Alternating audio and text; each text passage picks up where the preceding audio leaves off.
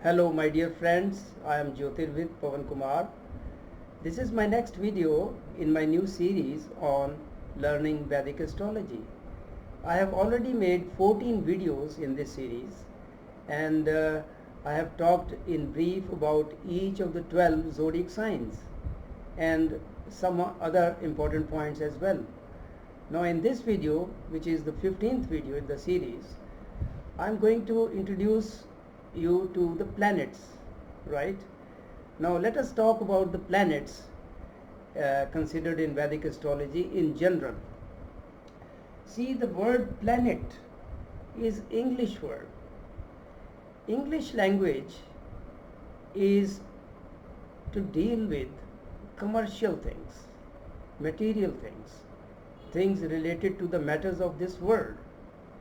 So English language is not able to express the true esoteric meanings of spiritual concepts, spiritual words, right?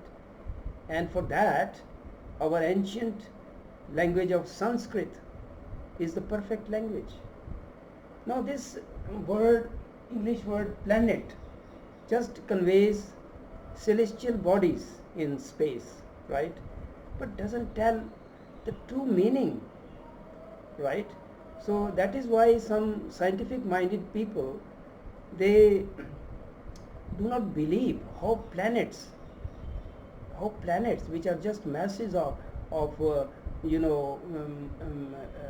material in space, how they can influence life upon earth. But the Sanskrit word for planets is Greha. Greha, right? Greha, Greha. Now, what does Greha mean in Sanskrit? One of the meaning is something which captures or controls life. So that tells in depth that planets are bodies which radiate certain energy, specific energy, which influences life upon earth. Now, inside our physical body, there is a microcosm, right? And outside in space, that is macrocosm, in larger scale, right? So what happens inside our body, there are centers, right? Energy centers, not on the physical body, but on the astral body. There are energy centers, right? Which are tuned to each planet, right? And whatever energy, subtle energies are being radiated by each planet, they are being received by those energy centers, right? So we are talking about things of higher dimension.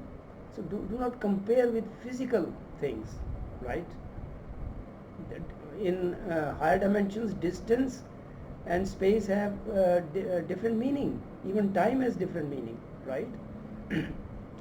Now these centers, they receiving energy from or radiation from different planets, and each energy center, how much energy it is receiving and what sort of energy it is receiving. Is it receiving the energy signals in the right form or in distorted form? That depends upon your birth chart. That at the time of your birth, what was the position of planets in the sky? At what time you were born? At which place you were born? So that makes the difference from person to person. How much energy of a particular planet that person is able to receive in the right form. And that decides about all the things in life, right? So there is great depth in this word Greha, right? Now we have 4 Vedas, and one of the Veda is Yajurveda. Yajurveda says Yatha Pinde Tatha Brahmande, and also it says Yatha Brahmande Tatha Pinde. Now what is Pinde? Pinde is our body, physical body, right? Body. And Brahmand is the cosmos. So this mantra of Yajurveda says Yatha Pinde Tata Brahmande, and Yatha Brahmande Tata Pinde also. Whatever is there in the cosmos, macrocosmos, is exists in the microform inside our body, physical as well as the subtle bodies, right? There is a correspondence. So this mantra means in Sanskrit Yatha Pinde Tata Brahmande, as is microcosm, so is macrocosm. Microcosm is inside our body, right, on the micro scale, and macrocosm is the large, right, celestial bodies in space, right. So all these planets, they are sending some signals, energy, right, which scientists don't know because those signals are subtle, right. Now see, we don't, our philosophy doesn't believe that that anything is inert, right. See, this is a higher level of understanding things. If you have a person who has his third eye opened, that person will tell you that even a wall is trying to communicate. Things try to communicate because everything is vibrating. And if you are a scientific minded person, you know the tiniest particle which can exist is atom, right. And inside that atom, see, there may be millions of atoms on my tip of my finger, right, millions, trillions. They are so small, you can't see them. But even then, in such a tiny thing, there is a nucleus with neutrons and protons, and there are electrons orbiting in different orbits. How come they do not collide? How come? See, there are so many wondrous things in nature which are taken as granted. You do not wonder about them. It's just a great wonder. And that is what is surprising when even scientists doubt about the existence of God. Now, who is causing this? Who is keeping even the tiniest particle, tiniest unit, this atom, to operate within certain discipline, within certain principles, right? So there is a great intelligence in everything. So this tiniest unit of existence, atom, is vibrating, is live, right? Now even the word astrology in English doesn't convey much. Astrology, astronomy, they are related, okay, fine, but there is no depth in that word. But in Sanskrit, astrology is called Jyotish, which means something which lights up. So this knowledge of this astrology, Jyotish, lights up your path in life, lights up your whole life, how things are happening, why things are happening, because everything is being controlled by planets, right? So there is great depth. And Tuesday Lobsang Rampa has revealed in one of his books something very rare knowledge which very few people know, that the total number of heartbeats for anything in the world is 2700 million, right, or you can say 270 crore in our Indian system, crores, right.